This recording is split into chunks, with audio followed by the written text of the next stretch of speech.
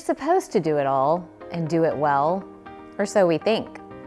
Modern womanhood today means maintaining the demands of multiple roles: businesswoman, employee, mother, spouse, daughter, a sister, a homemaker, a breadwinner, a caretaker, a homework supervisor, a family taxi driver, meal planner, or some mixture of these, and even more.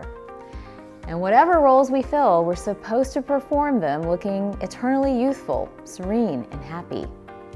Hi, I'm Dr. Taz, an integrative health and wellness expert, physician, and author. I too have felt the pressure to do it all, and in the middle of taking care of everyone and everything else, I wasn't taking care of myself. I call it Superwoman Syndrome. We are expected to be superwomen, and we manage and power through, but it comes at a really high cost. Consider these findings. Women experience twice the rate of depression that men do, regardless of their race or ethnic background. From their teen years until around 50, women are twice as likely to suffer from anxiety as men. While men and women report similar levels of stress, women are more likely to report that their stress levels are increasing.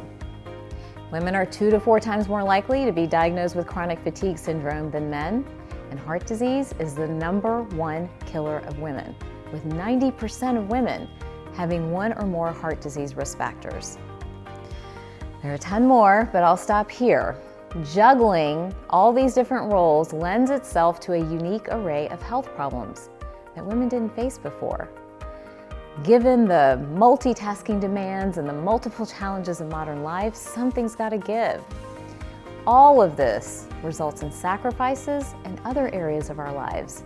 It creates dis-ease on many fronts, psychologically, spiritually, emotionally, and physically.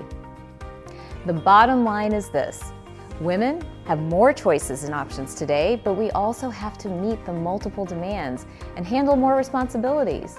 As amazing as our opportunities are, we often forget one very important variable, and that's our health.